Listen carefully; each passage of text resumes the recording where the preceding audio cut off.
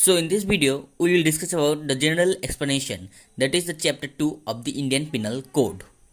Video शुरू करने से पहले मैंने ईच चैप्टर्स के लिए एक एक वीडियो बनाया हुआ है जिनमें होल चैप्टर कवर किया हुआ है और ईच सेक्शन के लिए भी शॉर्ट वीडियो क्रिएट किया हुआ है ताकि जिनको सिर्फ कोई स्पेसिफिक सेक्शन जानना हो उसे पूरा वीडियो मत देखना पड़े और उसका भी हेल्प हो जाए। तो अगर आप इंटरेस्टेड हो तो चैनल की प्लेलिस्ट में जाकर आप इन वीडियोज़ को चेकआउट करना। So, without wasting any more time, let's get started. Section 6 of IPC define करता है definition in the code to be understood subject to exception। तो इसमें क्या दिया हुआ है? Throughout this code, every definition of an offense, every penal provision and every illustration of every such definition or penal provision। तो क्या कि through out this code मतलब कि इस कोड मतलब कि इस इंडियन पिनल कोड पूरा आईपीसी में जहाँ पर भी एक ऑफेंस डिफाइन किया हुआ हो या फिर पिनल प्रोविजन डिफाइन किया हो या फिर कोई इलस्ट्रेशन दिया हुआ हो किसका, वही सारे डेफिनेशन का और पिनल प्रोविजन का वो क्या होगा, shall be understood subject to the exception contain in chapter entitle general exception. उसे जनरल एक्सेप्शन क्या है कि जो चैप्टर है उसका अंदर का सब्जेक्ट माना जाएगा, ठीक है। और दो exception are not repeated in such definition penal provision और इलस्ट्रेशन, जबकि बहुत सारे एक्सेप्शन इन सारे डेफिनेशन पिनल प्रोविजन और इनके जो इलस्ट्रेशन है उसमें डिफाइन किया हुआ नहीं है, ठीक है। तो इससे सीधा सीधा मतलब क्या हुआ कि इस पिनल प्रोविजन पिनल कोड में मतलब कि पूरा आईपीसी में जो भी डेफिनेशन होगा, जो भी ऑफेंस का होगा, जो भी पिनल प्रोविजन होगा और जो भी इलस्ट्रेशन होगा इन सारे डेफिनेशन और पिनल प्रोविजन का, वो सारे जनरल एक्सेप्शन कह के जो चैप्टर है आईपीसी के अंदर उसका सब्जेक्ट होगा, मतलब उसके अंदर फॉल करेगा। हालांकि सारे डेफिनेशन पे ऐसा नहीं कहा गया कि इन सारे डेफिनेशन उसके अंदर फॉल करेगा, लेकिन यहाँ पर दे दिया है कि उन सारे वही चैप्टर के अंदर फॉल करेगा, चाहे वो लिखा हुआ हो या फिर ना हो। सो उसे इलस्ट्रेट करके देख। तो आईपीसी के अंदर जो ऑफेंस का डेफिनेशन है उसमें कहीं पर भी ये नहीं बोला गया कि अगर कोई 7 साल का बच्चा या फिर उससे भी कम एज का बच्चा कोई क्राइम करेगा तो वो क्राइम नहीं है। लेकिन क्योंकि आईपीसी के अंदर सारे डेफिनेशन और पिनल प्रोविजन और उसके इलस्ट्रेशन जनरल एक्सेप्शन इस चैप्टर के अंडर फॉल करता है, इसलिए और जनरल एक्सेप्शन के अंदर दिया हुआ है कि 7 साल के बच्चे और उसका कम एज का कोई बच्चा अगर कुछ भी करे तो उसे क्राइम नहीं कंसिडर किया जाएगा। इसीलिए अगर कोई भी 7 साल का और फिर उससे कम एज का बच्चा कोई क्राइम करे तो उसे क्राइम बाय ऑफेंस नहीं कहा जाएगा, इसे मान लिया जाएगा, उसे ऑफेंस के डेफिनेशन के अंदर चाहे वो दिया हुआ हो या दिया हुआ नहीं हो। दूसरा इलस्ट्रेशन क्या है, सपोज ए एक पुलिसमैन है, ठीक है, उसने जेड नाम के एक बंदे को, ठीक है, अपनी कस्टडी में ले लिया किस सेक्शन के अंदर, मर्डर करने के जुर्म में, ठीक है। अब क्या जो पुलिस ऑफिसर है क्या वो रॉन्गफुल कॉन्फाइनमेंट के जुर्म में गिरफ्तार उसे ऑफेंस कहा जाएगा? नहीं कहा जाएगा, क्योंकि आईपीसी के जनरल एक्सेप्शन में दिया हुआ है कि अगर लॉ के द्वारा कुछ भी ऐसा है कि किसी को बाउंड है कि लॉ के द्वारा उसे कहा गया है कि उसे वो करना ही पड़ेगा, अगर वो करता है तो वो लॉ के द्वारा कहा गया है कि वो कोई ऑफेंस नहीं होगा, वो बाउंड है, वो आदमी बाउंड है जो लॉ के द्वारा इसे करना पड़ेगा, ठीक है, तो उसे रॉन्गफुल कॉन्फाइनमेंट नहीं। सेक्शन 7 ऑफ आईपीसी डील करता है sense of expression once explain, जिसमें दिया हुआ है कि every expression which is explain in any part of this code is used in every part of this code in conformity with the explanation. मतलब कि कोई भी एक्सप्रेशन आईपीसी के अंदर जहां पर भी अगर एक बार एक्सप्लेन किया हुआ हो तो उसी explanation through out this IPC चलता ही जाएगा। मतलब कि सपोज आईपीसी के सेक्शन 8 में जेंडर दिया हुआ है, ठीक है, तो जेंडर का जो उस पर डेफिनेशन दिया हुआ हो, जो एक्सप्लेनेशन दिया हुआ है, तो थ्रू आउट दिस आईपीसी वही डेफिनेशन को फॉलो किया जाएगा। मतलब कि जहां पर भी जेंडर वर्ड को कंसीडर किया जाएगा, जेंडर का मतलब आईपीसी के अंदर जो सेक्शन 8 में जो दिया हुआ है उसे ही माना जाएगा और दूसरा कोई मतलब उसका नहीं निकाला जाएगा। सेक्शन 8 ऑफ आईपीसी डील करता है जेंडर से, जिसमें कहा गया है कि the pronouns he and its derivatives are used of any person whether male और फीमेल। मतलब कि द प्रोनाउंस ही और इसका जो डेरिवेटिव्स है मतलब इसके जुड़ा हुआ और भी कोई शब्द है लाइक हिम, ऐसा जो प्रोनाउंसिंग है वो कोई भी पर्सन के, चाहे वो मेल हो या फिर फीमेल हो, मतलब कि लड़का हो लड़की हो, उसके अंदर उसके लिए यूज किया जाएगा। मतलब कि अगर कोई लड़की भी हो उसे भी ही और हिम कहा जा सकता है, या फिर अगर कोई लड़का भी हो तो उसे तो ही और हिम कहा ही जाएगा। ठीक है, मतलब कि सपोज कोई लीगल पेपर है उसमें ही दिया हुआ है और उस केस में जो व्यक्ति है वो असल में एक लड़की है, तो आप ये नहीं कह सकते कि ये तो लड़की है और इसमें तो ही दिया हुआ है तो इसे इसे तो मेल नहीं खाता, इसमें तो हर होना चाहिए, तो ऐसा आप नहीं कह सकते। उसे कहीं पर भी किसी भी पर्सन के द्वारा यूज किया जा सकता है, चाहे वो मेल हो या फिर female. Section 9 of IPC deal करता है नंबर से, जिसमें कहा गया है unless the contrary appears from the context word importing the singular number include the plural number and words importing the plural number include the singular number। मतलब कि unless contrary, मतलब कि unless वो टेक्स्ट में ही या फिर पेपर में ही कुछ अलग दिया हो या फिर कुछ ऑपोजिट दिया हो या फिर कोई स्पेसिफिकली दिया हुआ हो कि ऐसा ही होगा, ऐसा कुछ अगर दिया नहीं हुआ है तो अगर कोई वर्ड से सिंगुलर कुछ डिफाइन कर रहा है तो उसे प्लूरल भी मान सकते हैं, और अगर किसी वर्ड से प्लूरल कुछ डिफाइन कर रहा है तो उसे सिंगुलर भी मान सकते हैं। मतलब अगर कहीं पर डेम दिया हुआ है और लेकिन एक सिंगुलर बंदा है तो उसे भी उसे डिफाइन कर सकता है, या फिर अगर कोई यहाँ पर सिंगुलर होना चाहिए या फिर ही दिया हुआ है अगर लेकिन बहुत सारे लोग हैं तो उसे भी वो डिफाइन करेगा, आप इसमें कोई कंप्लेन नहीं। सेक्शन 10 डील्स करता है मैन एंड वुमेन से। इसमें दिया हुआ है कि the word man denotes a male human being of any age and the word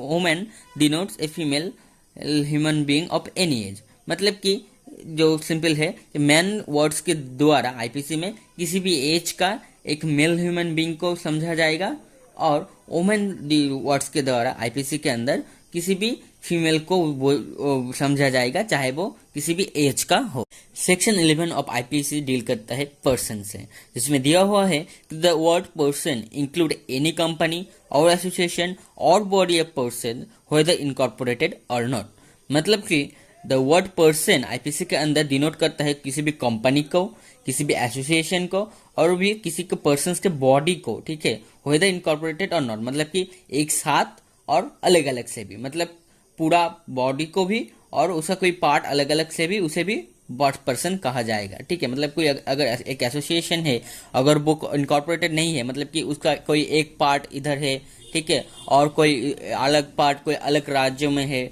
उसे भी अलग अलग पार्ट को भी उसे उस कंपनी को भी पर्सन कहा जा सकता है, या फिर वो होल कंपनी को भी एक साथ पर्सन कहा जा सकता है। सेक्शन 12 ऑफ आईपीसी डील करता है पब्लिक से। The word public include any class of the public और एनी कम्युनिटी। मतलब कि द पब्लिक वर्ड से, ठीक है, कोई भी क्लास का पब्लिक को या फिर कोई भी कम्युनिटी का, वो किसी भी क्लास कोई भी कम्युनिटी किसी भी कलर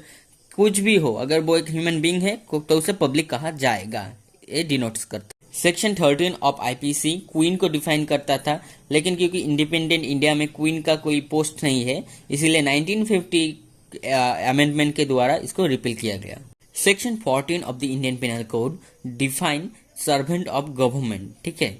तो क्या सर्वेंट ऑफ गवर्नमेंट क्या है? इसमें दिया हुआ है कि the word servant of government denotes any officer और सर्वेंट कॉन्टिन्यूड अपॉइंटेड और एम्प्लॉयड इन इंडिया बाय और under the authority of government. मतलब क्या हुआ? मतलब the word servant of government के द्वारा किसको किसको समझा जाएगा? एक ऑफिसर को और सर्वेंट को जो कि कॉन्टिन्यूड मतलब क्या पहले भी काम करता था और अब भी काम करता ही है, और फिर अपॉइंटेड मतलब न्यू काम में उसने ज्वाइन किया, या फिर एम्प्लॉयड इन इंडिया मतलब कि और फिर एम्प्लॉयड है इन इंडिया के अंदर। ठीक है, किसके द्वारा? बाय और अंदर, मतलब कि द अथॉरिटी ऑफ गवर्नमेंट, मतलब कि जो गवर्नमेंट है, जो इंडियन गवर्नमेंट है उसके द्वारा, मतलब बाय और उसके अंडर मतलब उसके अंदर ही, लेकिन उसके अंडर में काम करता है। मतलब कि किसी ने अगर समझो गवर्नमेंट जो जॉब होता है, ठीक है, तो अगर वो पार्लियामेंट में काम कर रहा है या फिर कोई और भी काम कर रहा है जो कि गवर्नमेंट के ही काम है तो वो अंडर हुआ। लेकिन अगर सपोज की पुलिस और बाय हुआ, सपोज कोई गवर्नमेंट जॉब है, रेलवे के जॉब है और भी कोई जॉब है तो उसका बाय हुआ। ठीक है, तो बाय और under authority of the government के जो भी एम्प्लॉयड है, अपॉइंटेड है और फिर कॉन्टिन्यूड है एज ए ऑफिसर और एज ए सर्वेंट, तो उन सबको servant of the government. Section 15 of the IPC deal करता था ब्रिटिश इंडिया से, लेकिन क्योंकि अब ब्रिटिश इंडिया इंडिपेंडेंट इंडिया बन गया तो इसे 1937 के अमेंडमेंट के द्वारा रिपील कर दिया गया। सेक्शन 16 ऑफ आईपीसी डील करता था गवर्नमेंट ऑफ इंडिया, लेकिन इसको भी रिपील किया गया अमेंडमेंट ऑफ 1937 के द्वारा, क्योंकि गवर्नमेंट ऑफ इंडिया का मतलब कुछ नहीं बनता, क्योंकि जब भी गवर्नमेंट कहा जाएगा तो उसे इंडिया का ही गवर्नमेंट माना जाएगा, इसीलिए उसे रिपील कर दिया गया। Section 17 of the Indian penal code deal with government. The word government denotes the central government of A state, मतलब कि गवर्नमेंट वर्ड के द्वारा आईपीसी के अंदर सेंट्रल गवर्नमेंट को या फिर कोई किसी भी स्टेट का गवर्नमेंट को समझाया जाएगा। Section 18 of IPC define India, जिसमें कहा गया है कि India means the territory of India excluding the state of Jammu and Kashmir, मतलब कि इंडिया को द्वारा इंडिया के टेरिटरी को ही डिफाइन किया जाएगा, जो कि एक्सक्लूडिंग जम्मू एंड कश्मीर था। लेकिन अब क्या है, अब एक्सक्लूजन जम्मू एंड कश्मीर हट गया, अब जम्मू एंड कश्मीर को भी एज ए इंडिया कहा जाएगा। जब भी इंडिया वर्ड अब कहा जाएगा तो टेरिटरी ऑफ इंडिया को ही समझा जाएगा, लेकिन अब जम्मू एंड कश्मीर को भी इसमें इंक्लूड किया जाए। तो नेक्स्ट सेक्शन ध्यान से सुनना, ये थोड़ा इंपॉर्टेंट है। The section 19 of the Indian penal code denotes जज, जिसमें दिया है कि द वर्ड जज denotes not only every person who is officially designated as a जज, मतलब कि द वर्ड जज से सिर्फ कोई ऐसा व्यक्ति को ही नहीं इन्फॉर्म किया जाएगा जो कि ऑफिशियली जज है, ठीक है, मतलब जो कोर्ट में बैठता है एज ए जज और जजमेंट देता है और उसके बदले में उसे अच्छा खासा जो पैसा मिलता है, वही सिर्फ जज नहीं होगा, ठीक है। एक और भी लोग हैं जिसे जज कहा जाएगा, वो क्या है, बट ऑल्सो एवरी पर्सन, पहला who is empowered by law to give in any legal proceeding civil और क्रिमिनल, ठीक है, ए डेफिनेटिव जजमेंट, जो कोई भी व्यक्ति जो लॉ के द्वारा एम्पावर्ड है, मतलब लॉ उसे पावर देता है जजमेंट देने के, कोई भी लीगल प्रोसीडिंग हो सिविल और क्रिमिनल, ए डेफिनेटिव जजमेंट और a judgement which is if not appealed against would be definitive, या फिर कोई ऐसा जजमेंट जिसको अगर अपील नहीं किया जाएगा उसके अगेंस्ट में तो वो डेफिनेटिव बन जाएगा, मतलब कि फाइनल बन जाएगा, और a judgement which if confirmed by some other authority would be definitive, मतलब कि और कोई ऐसा जजमेंट जो कि अगर किसी और अथॉरिटी के द्वारा कन्फर्म हो जाए तो वो जजमेंट डेफिनेटिव बन जाएगा, तो उसे जज कहा जाएगा, ठीक है। और दूसरा क्या होगा, और who is one of a body of person which body of person is empowered by law to give such a judgment, मतलब कि और भी कोई पर्सन का अगर कोई बॉडी हो, ठीक है, उस बॉडी ऑफ पर्सन अगर लॉ के द्वारा एम्पावर्ड है कोई जजमेंट देने का, तो वो उसे भी जज कहा जाएगा। तो पहले को इन दोनों को फिर से समझते हैं। देखिए पहले क्या बोला गया है कि जज सिर्फ उसे ही नहीं कहा जाएगा जो कि ऑफिशियली जज है, और भी लोगों को कहा जाएगा। किन किन लोगों को, पहला ऐसा कोई भी पर्सन, ठीक है, फिर ऐसा कोई भी पर्सन भी ना हो, अगर कोई भी लॉ के द्वारा एम्पावर्ड है जजमेंट देने का, तो किसके अंदर कोई भी सिविल हो या फिर क्रिमिनल लीगल प्रोसीडिंग है उसके अंदर जजमेंट देने का, कैसा जजमेंट, एक डेफिनेटिव जजमेंट मतलब कि फुल एंड फाइनल जजमेंट, या फिर ऐसा कोई जजमेंट जिसके अगर अगेंस्ट में कोई अपील नहीं किया जाएगा तो वो जजमेंट डेफिनेटिव मतलब कि फाइनल बन जाएगा, और ऐसा जजमेंट अगर वो जजमेंट अगर किसी और अथॉरिटी के द्वारा कन्फर्म हो जाए तो वो डेफिनेटिव बन जाएगा। तो इन तीनों जजमेंट के कोई भी तीनों जजमेंट के अंदर कोई भी ऐसा जजमेंट अगर कोई लॉ के द्वारा एम्पावर्ड है कि वो दे सके तो उसे जज कहा जाएगा। और सेकेंडली क्या है, कोई ऐसा बॉडी ऑफ पर्सन, अब पहले में हमने पर्सन का डेफिनेशन को समझा कि पर्सन मतलब कोई भी व्यक्ति सिर्फ नहीं है, कोई भी कंपनी या फिर एसोसिएशन को भी पर्सन कहा जाएगा, ठीक है। तो इसके अंदर समझो पर्सन मतलब कोई सिर्फ एक नॉर्मल बंदा नहीं, कोई एसोसिएशन या फिर कोई कंपनी पे होगा, ठीक है। तो ऐसा बॉडी ऑफ पर्सन जिसको लॉ के द्वारा पावर है जजमेंट देने का, तो उसे भी जज समझा जाएगा। मतलब कि अगर कोई भी अथॉरिटी कोई भी कंपनी हो जो कि लॉ के द्वारा उसको पावर दिया है कि वो इस जजमेंट दे सकता है, तो जब वो कंपनी को भी जज कहा जाएगा, ठीक है। तो ये हो गया जज का डेफिनेशन। तो पहला इलस्ट्रेशन देखें, collector exercising jurisdiction in A suit under act 10 of 1859 is a जज, मतलब कि जो कोई भी अगर कलेक्टर है, अगर वो एक्ट 10 ऑफ 1859 के अंदर कोई भी अपना जुरिडिक्शन एक्सरसाइज कर रहा है, ठीक है, तो वो जज होगा क्योंकि उसके पावर है इस एक्ट के अंदर कि वो अपने जुरिडिक्शन को एक्सरसाइज करे। ए member of panchayat who has power under regulation 7 1816 of the Madras code to try and determine suit is a जज, क्योंकि इस रेगुलेशन 7 1860 ऑफ मद्रास कोड के अंदर पंचायत को पावर है कि वो कोई भी सूट को वो जो डिटरमाइन करे और उसके अंदर जजमेंट दे, तो अगर वो करता है तो उसे भी जज कहा जाएगा। लेकिन a magistrate exercising jurisdiction in respect of a charge on which he has power only to commit for trial to another court is not a judge। ये थोड़ा गलत है, ठीक है, नॉट लिखना मैंने भूल गया, तो आप इसे देख लेना, ठीक कर देना इसे, ये नॉट जज होगा, ठीक है। तो मतलब कि कोई भी अगर मजिस्ट्रेट हो जिसको सिर्फ ऐसा पावर है कि वो उसे को इस पर्टिकुलर सूट को सिर्फ किसी और कोर्ट के ट्राई करने के लिए उसे और कोर्ट में ट्रांसफर कर सकते हैं, सिर्फ उसे ट्रांसफर का ही पावर है। लेकिन ऐसा कोई सूट में अगर वो अपना खुद का जजमेंट सुना देता है कि कोई पनिशमेंट इम्प्रिजनमेंट या फिर बेल दे देता है, मतलब कि ऊपर ट्रांसफर करने के अलावा भी वो कोई और जजमेंट दे देता है, तो उसमें जज वो नहीं कहा जाएगा। हालांकि वो असल में तो एक जज है, लेकिन इस पर्टिकुलर सूट के अंदर उसे वो पावर नहीं था कि वो कोई और जजमेंट दे ट्रांसफर के अलावा, लेकिन जो फिर उसने किया तो उस जजमेंट को नहीं स्वीकार किया जाएगा क्योंकि वो पर्टिकुलर केस में जज नहीं है, ठीक। Section 20 of the Indian penal code denotes court of justice, जिसमें दिया हुआ है कि the word court of justice denotes a जज who is empowered by law to act judiciary alone or a body of judges which is empowered by law to act judiciary as a body when such judge or body of judges is acting judiciary। तो मतलब कि court of justice word के द्वारा किसको समझा जाता है, इससे समझा जाता है उसको जब एक जज जिसको लॉ के द्वारा पावर है कि वो जज ऐसे जुडिशरी परफॉर्म करे अकेला एज ए जज, और ए बॉडी ऑफ जजेस मतलब कि ढेर सारा जज जब एक साथ बैठते हैं, ठीक है, मतलब कि ऐसा कोई जजेस का बॉडी जब हो, ठीक है, या फिर कोई कॉर्पोरेशन या अथॉरिटी, उसे भी बॉडी ऑफ जजेस कहा जाएगा, ठीक है। तो एज ए बॉडी ऑफ जजेस है और उनको भी जब पावर होता है लॉ के द्वारा कि वो जुडिशरी परफॉर्म करे एज ए बॉडी ऑफ जजेस, ठीक है, तब जब वो जज या फिर बॉडी ऑफ जजेस जुडिशरी परफॉर्म करता है तो उस परफॉर्मेशन को जो कोर्ट ऑफ जस्टिस बोलता है। मतलब कि अगर एक जज है वो कोर्ट में जाकर जुडिशरी परफॉर्म करता है, उसका जजमेंट देता है, ठीक है, जो कि उसका काम है, तो जब वो काम कर रहा है तो उसे कोर्ट ऑफ जस्टिस कहा जाएगा, ठीक है। सिमिलरली अगर एक अथॉरिटी है जिसको पावर है लॉ के द्वारा कि वो एज ए बॉडी ऑफ जज जुडिशरी परफॉर्म करे, तो जब वो जुडिशरी परफॉर्म करेगा तो उसे कोर्ट ऑफ जस्टिस कहा जाएगा।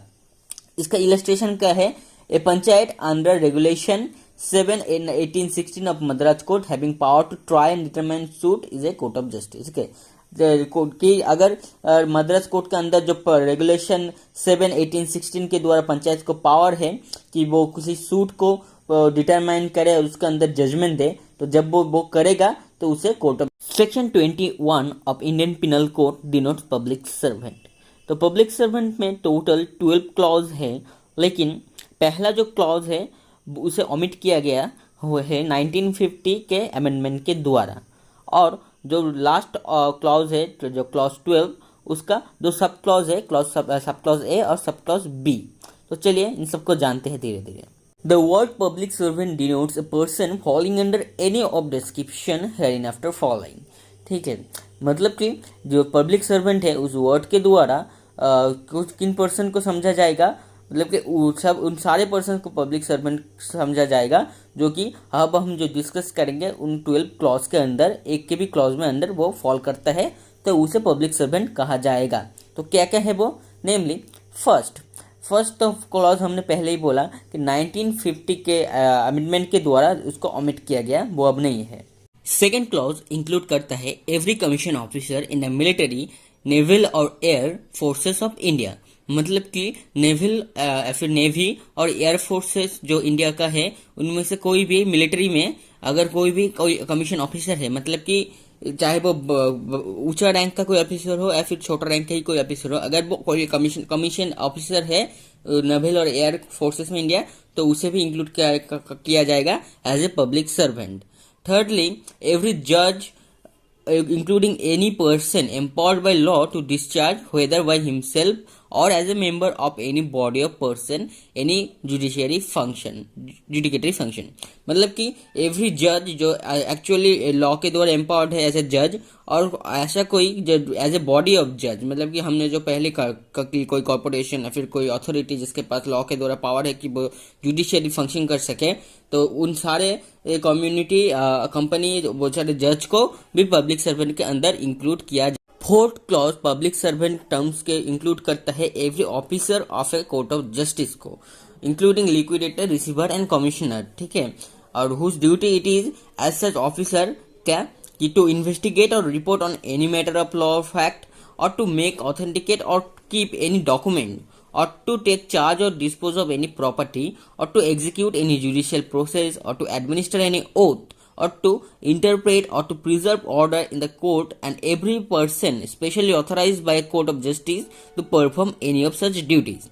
तो इसका पूरा मतलब क्या हुआ कि पब्लिक सर्वेंट बहुत सारे ऑफिसर होंगे जो कि कोर्ट ऑफ जस्टिस में काम करते हैं, और क्या क्या काम करते हैं, क्या किन किन ऑफिसर को इसमें इंक्लूड किया जाएगा, जिसका काम ही उस ऑफिसर के मतलब जिसका एज ए ऑफिसर उसका काम ही है कि वो इन्वेस्टिगेट करे और रिपोर्ट करे एनी मैटर ऑफ लॉ और फैक्ट, मतलब कि जो कि कोर्ट में जो भी लॉ का फैक्ट है उस मैटर में वो इन्वेस्टिगेट करे और उसके रिपोर्ट दे, और कोई भी डॉक्यूमेंट जो है कोर्ट के काम के लिए उसे ऑथेंटिकेट करे, उसको क्रिएट करे, ठीक है, और उसे कीप करके रखे अपने पास। और क्या करे, कोई भी प्रॉपर्टी रिलेटेड अगर कोई सूट है तो उसके डिस्पोज कर सकता है, मतलब खत्म कर सकता है, या फिर उसको द्वारा चार्ज दे सकता है कि क्या करना चाहिए, या फिर और क्या काम है कि कोई जुडिशियल प्रोसेस है, मतलब कि जुडिशियली कोई ऑर्डर है किसी को पकड़ के लाने का या फिर किसी को छोड़ने का, तो वो उन ऑर्डर्स को एग्जीक्यूट करे, या फिर कोई एडमिनिस्टर ओथ हो जो कि जिसको इंटरप्रेट करना है, या फिर कोई ऑर्डर हो और भी किसी ऑर्डर हो उसे भी प्रिजर्व करना हो, ये सारे काम जो करता है एज ए ऑफिसर जिसको कोर्ट ऑफ जस्टिस के द्वारा पावर है, उसके द्वारा ऑथराइज्ड है वो कि ऐसे वो ड्यूटी है कि बहुत सारे काम उसे करना पड़ेगा, तो उन सब को फोर्थ क्लॉज के द्वारा पब्लिक सर्वेंट में इंक्लूड किया जा रहा है। फिर फिफ्थ क्लॉज क्या कहता है? फिफ्थ क्लॉज कहता है कि एवरी जुरीमैन, assessor और member of A panchayat assisting A court of justice A public servant, ठीक है, मतलब कि कोई भी जूरीमैन हो या फिर एसेसर हो या फिर कोई पंचायत का मेंबर हो जिसमें पंचायत को पावर है कोर्ट ऑफ जस्टिस का, मतलब कि जब पंचायत को पावर मिलता है कि वो जजमेंट दे किसी पर्टिकुलर सूट में, तो वो पंचायत कोर्ट ऑफ जस्टिस बन जाता है। उस पर्टिकुलर केस में एक सिर्फ जो पंचायत का जो मेंबर होता है उसे भी पब्लिक सर्वेंट में इंक्लूड किया जाएगा। फिफ्थ क्लॉज 6 इंक्लूड करता है कि एवरी आर्बिट्रेटर और other person to whom any cause और matter has been referred for decision और report by any court of justice और by any other competent public authority, ठीक है, मतलब कि 6 क्लॉज इंक्लूड करता है उन सबको पब्लिक सर्वेंट के जो कि आर्बिट्रेटर है। आर्बिट्रेटर का मतलब एक काइंड ऑफ जज ही होता है, और अदर कोई भी पर्सन जिसको रेफर किया गया है किसी कोर्ट ऑफ जस्टिस के द्वारा कोई केस और सूट को फर्दर डिसीजन के लिए, मतलब कि कोर्ट ऑफ जस्टिस ने किसी कोई भी पर्सन आर्बिट्रेटर और किसी जज को डिसीजन देने के लिए कोई अगर मैटर रेफर किया कोई लॉ से रिलेटेड, तो उन जिस आर्बिट्रेटर जिस पर्सन को फिर जिस जज को रेफर किया गया तो वो भी पब्लिक सर्वेंट के अंदर इंक्लूड किया जाएगा। फिर क्लॉज 7 इंक्लूड करता है कि every person who holds any office by virtue of which he is empowered to place or keep any person in confinement, मतलब कि क्लॉज 7 इंक्लूड करता है उन सारे पर्सन्स को एज ए पब्लिक सर्वेंट जिसके जो कोई ऑफिस होल्ड करता है अपनी पावर में, और उस ऑफिस होल्ड करने से वजह से उसको ऐसा लॉ के द्वारा पावर है कि वो किसी भी पर्सन को उन ऑफिस में ऐसा काम करता है, फिर उस ऑफिस में प्रेजेंट है, ऐसे कोई भी पर्सन को अपने कॉन्फाइनमेंट में ले सकते हैं, मतलब कि अपने हिफाजत में रख सकते हैं और अपने कैद करके रख सकते हैं, ठीक है, उसका एक पावर है लॉ के द्वारा, तो उस पर्सन को भी पब्लिक सर्वेंट कहा जाएगा। अब इसको जरा समझना, पर्सन हमने पहले डिस्कस किया, ये पर्सन मतलब सिर्फ कोई आदमी नहीं है, कोई कॉर्पोरेशन कंपनी अथॉरिटी को भी पर्सन कहा जा सकता है, तो इसलिए जरा ध्यान में रखना। फिर क्लॉज 8 इंक्लूड करता है कि every office of the government whose duty it is as such officer to prevent offences, to give information और offences, to bring offenders to justice और to protect the public health, safety and convenience. तो फिर clause 8 किनको public servant में include करता है, उनको जो कि गवर्नमेंट का ऑफिस है और एज ए ऑफिसर उसका ड्यूटी है कि वो ऑफेंस को, जो समाज में जो ऑफेंस जो क्राइम हो रहा है उसको प्रिवेंट करे, या फिर उन ऑफेंस से रिलेटेड जो इन्फॉर्मेशन है वो प्रोवाइड करे, और जो ऑफेंडर है जिसमें वो ऑफेंस किया उसको जाके जस्टिस मिले, जाके उसको पनिशमेंट मिले, इसलिए कोर्ट ऑफ जस्टिस में उसको प्रेजेंट करे। और ऐसे ही पब्लिक जो हेल्थ है, सेफ्टी है, उसका ख्याल रखे। तो उन सारे ऑफिसर्स को भी पब्लिक सर्वेंट में इंक्लूड किया जाएगा एज पर क्लॉज 8। तो इसका एग्जाम्पल, बहुत अच्छा एग्जाम्पल है कि पुलिस ऑफिसर काम को ही ऐसा है कि वो पब्लिक हेल्थ को सिक्योर करे, जो भी ऑफेंडर है उसको कोर्ट ऑफ जस्टिस में प्रेजेंट करे, उसको पनिशमेंट दे, ठीक है, और या फिर at the very list crime का इंफॉर्मेशन प्रोवाइड करे कोर्ट ऑफ जस्टिस को। तो पुलिस ऑफिसर एक एग्जाम्पल है जो कि क्लॉज 8 के अंदर में पब्लिक सर्वेंट के अंदर आता। क्लॉज 9 पब्लिक सर्वेंट के अंदर इंक्लूड करता है एवरी ऑफिसर को जो whose duty it is as such officer, मतलब एवरी ऑफिसर को जिसका ड्यूटी ही एज उस ऑफिसर है कि वो क्या करे, टू टेक, रिसीव, कीप और expend any property on behalf of the government, मतलब कि वो गवर्नमेंट से बिहाफ की कोई भी प्रॉपर्टी को अपने पास रखे, ठीक है, और रिसीव करे, या फिर उस प्रॉपर्टी को और भी एक्सपेंड करे, और to make any survey, assessment और contract on behalf of government, मतलब कि और उसका ड्यूटी और क्या क्या है कि वो गवर्नमेंट के बिहाफ पे ही कोई सर्वे करे, असेसमेंट करे और कोई कॉन्ट्रैक्ट करे गवर्नमेंट के बिहाफ में। और क्या उसका ड्यूटी है, और to execute any revenue process, और मतलब कि और भी गवर्नमेंट के बिहाफ से वो क्या करे, कोई रेवेन्यू प्रोसेस को एग्जीक्यूट करे, और टू इन्वेस्टिगेट और to report on the matter affecting the pecuniary interest of the government, मतलब कि गवर्नर के पिक्यूनरी इंटरेस्ट में है ऐसा कोई मैटर को वो क्या करे, इन्वेस्टिगेट करे और उसका रिपोर्ट दे, और टू मेक ऑथेंटिकेट और keep any document relating to the pecuniary interest of the government, और गवर्नमेंट के पिक्यूनरी इंटरेस्ट में है ऐसा कोई डॉक्यूमेंट को वो ऑथेंटिकेट करे या फिर अपने पास मौजूद करे, ठीक है, और to prevent the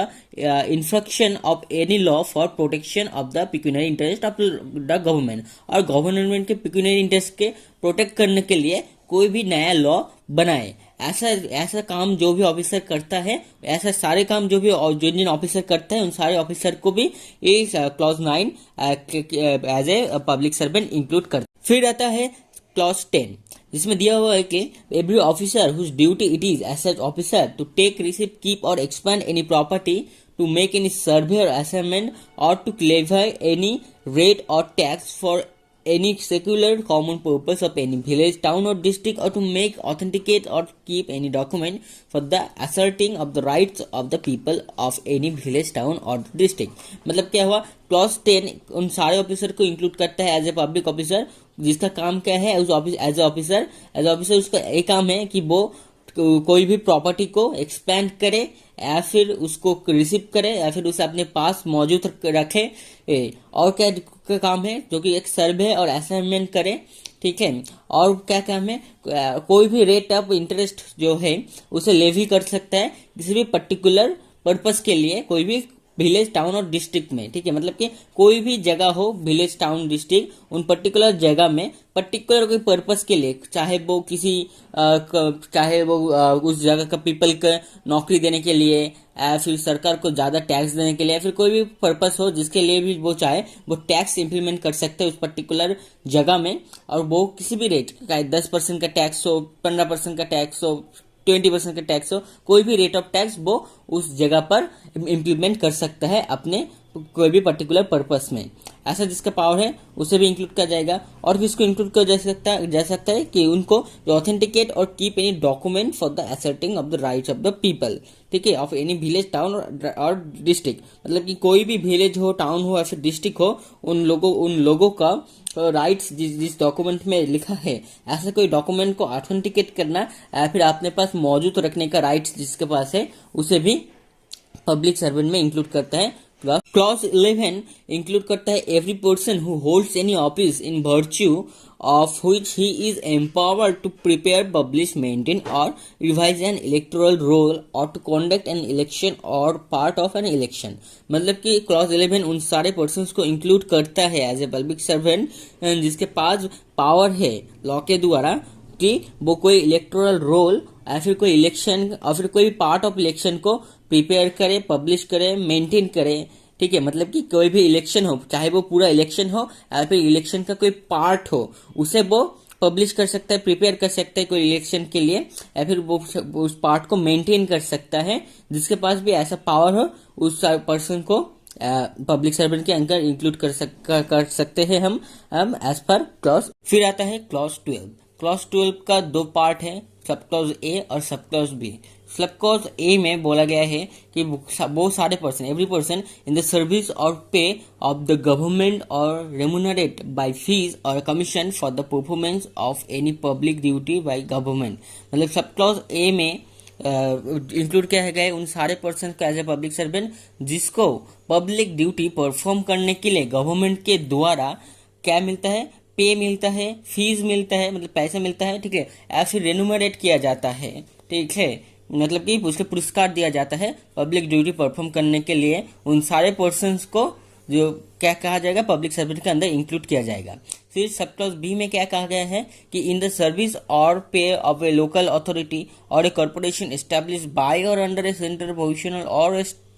state act or a government company as defined in section 617 of the Companies Act 1956। मतलब कि 1956 दी कंपनी एक्ट के सेक्शन 117 के अंदर क्या कोई भी व्यक्ति जो कि सर्विस के लिए, जो कि कहाँ पर सर्विस के लिए पे करता है, एज ए लोकल अथॉरिटी के अंदर सर्विस के लिए उसे पे किया जाता है। या फिर कोई भी कॉर्पोरेशन हो जो कि सेंट्रल या फिर प्रोविजनल या फिर स्टेट एक्ट के द्वारा बनाया गया है, उसके अंदर काम करने के लिए उसे पे करा जाता है। या फिर कोई गवर्नमेंट कंपनी के लिए काम करने के लिए उसे पे किया जाता है। तो उन सारे व्यक्ति को भी पब्लिक सर्वेंट के अंदर। तो सारे 12 क्लॉज को सिंपल लैंग्वेज में एक बार फिर से समझते हैं कि किनको पब्लिक सर्वेंट कहा जाता है। पहले तो क्लॉज 1 ओमिटेड है। फिर क्लॉज 2 आता है कि सारे जो ऑफिसर है जो भी नेवी और एयर फोर्सेस ऑफ इंडिया में है उन सबको पब्लिक सर्वेंट कहा जाएगा। क्लॉज 3 के अंदर सारे जो जज है, चाहे वे किसी की तरह का जज हो, उसे भी पब्लिक सर्वेंट के अंदर इंक्लूड किया जाता है।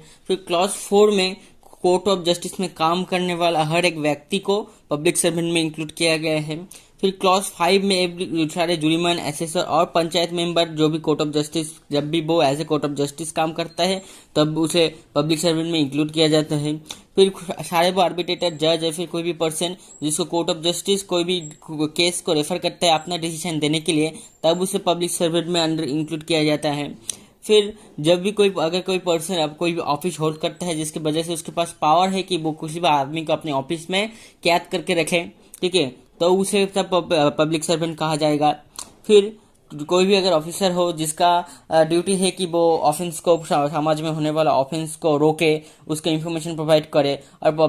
पब्लिक का सेफ्टी जो है, पब्लिक हेल्थ जो है उसको प्रोटेक्ट करे, तो उन सारे ऑफिसर को भी पब्लिक सर्वेंट कहा जाएगा। फिर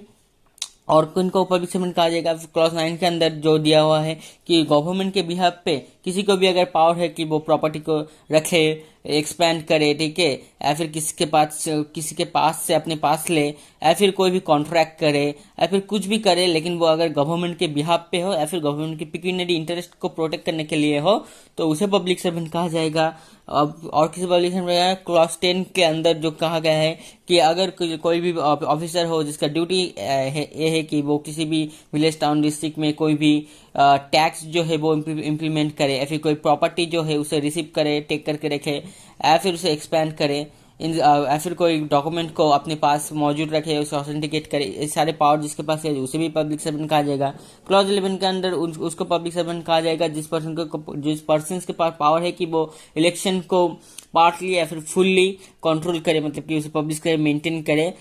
तो उसको पब्लिक सर्वेंट कहा जाएगा। फिर क्लॉज 12 का क्लॉज ए में कहा जाता है कि कोई भी पर्सन जिसको गवर्नमेंट के द्वारा पे किया जाता है पब्लिक ड्यूटी परफॉर्म करने के लिए, उसे पब्लिक सर्वेंट कहा जाएगा। और lastly clause B, sub clause B जो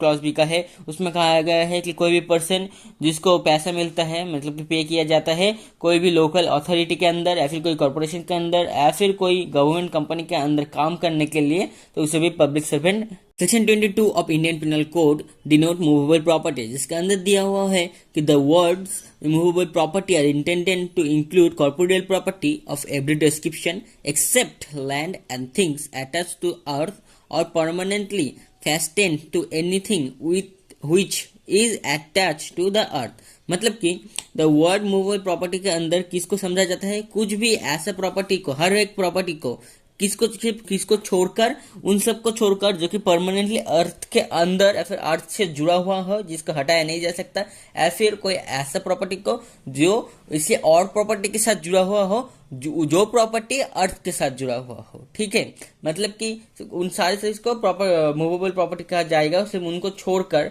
जैसे कि एक सपोज एक टुकड़ा जमीन हो गया कि वो अर्थ के साथ जुड़ा हुआ है, उसको आप उठा के कहीं पर ले नहीं जा सकते, तो वो हो गया मूवेबल प्रॉपर्टी। एक घर हो गया जिसका आप एक जगह से दूसरा जगह नहीं ले सकते, क्योंकि वो घर तो मूवेबल है लेकिन उस घर जो जमीन के साथ जुड़ा हुआ है वो मूवेबल नहीं है, इसीलिए वो भी अनमूवेबल प्रॉपर्टी बन जाएगा। तो इन सबको छोड़कर बाकी सारी प्रॉपर्टी का movable property. Section 23 of Indian penal code denotes wrongful gain, wrongful loss and gaining wrongfully, losing wrongfully. तो ये सब क्या है, पहले wrongful gain. Wrongful gain is gained by unlawful means of property to which the person gaining is not legally entitled। मतलब कि wrongful gain से किनको समझा जाता है ऐसे कि अनलॉफुल मीन्स से कुछ गेन करना समझा जाता है, जिस प्रॉपर्टी के लिए जो पर्सन गेन कर रहा है वो लीगली एंटाइटल नहीं था। ठीक है, वैसा ही सिंपल है wrongful loss. Wrongful loss is the loss by unlawful means of property to which the person losing it is legally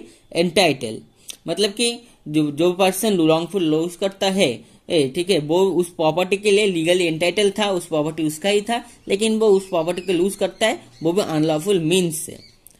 और फिर आता है gaining wrongfully, losing wrongfully. A person is said to gain wrongfully when such person retain wrongfully as well as when such person acquires wrongfully।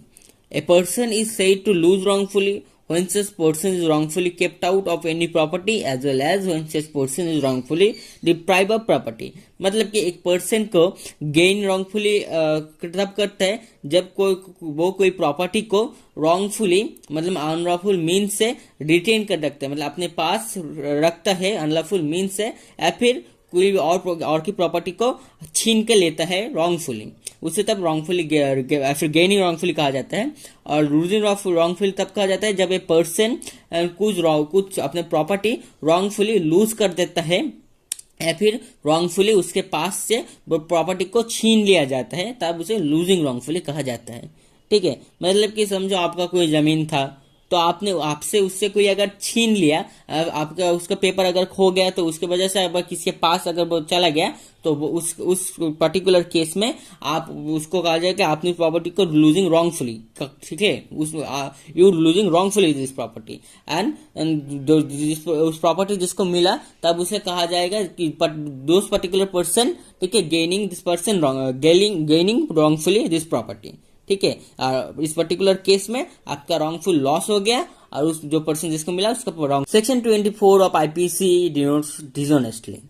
Dishonestly में कहा जाता है कि whoever does anything with the intention of causing wrongful gain to one person or wrongful loss to another person is said to do that thing dishonestly। मतलब कि चाहे कोई भी हो, अगर वो कोई ऐसा काम करता है किसी ऐसी इंटेंशन से जिसमें एक पर्सन का रॉन्गफुल गेन होना चाहिए और दूसरे पर्सन का रॉन्गफुल लॉस होना चाहिए, तब उस काम को वो ऐसा कहा जाएगा कि उसने वो काम डिसऑनेस्टली किया है। ऐसा खुद जरूरी नहीं है कि रॉन्गफुल गेन उसे खुद का ही होना चाहिए और रॉन्गफुल लॉस किसी और का ही होना चाहिए। अगर इसका उल्टा भी हो कि उसका ही जो कर रहा है उसका ही रॉन्गफुल लॉस हो रहा है, या फिर ऐसा हो कि तो चाहे वो इसमें इंक्लूड ही नहीं है, उसका ना ही रॉन्गफुल गेन हो रहा है ना ही रॉन्गफुल लॉस हो रहा है, जो दोनों पर्सन का रॉन्गफुल गेन और रॉन्गफुल लॉस हो रहा है वो कोई और ही है। ठीक है, इससे मतलब नहीं पड़ता। अगर वो काम वो ऐसी इंटेंशन के कर रहा है कि किसी और का गेन होना चाहिए रॉन्गफुली और किसी और का लॉस होना चाहिए रॉन्गफुली, तो उसे कहा जाएगा कि उसने उस काम को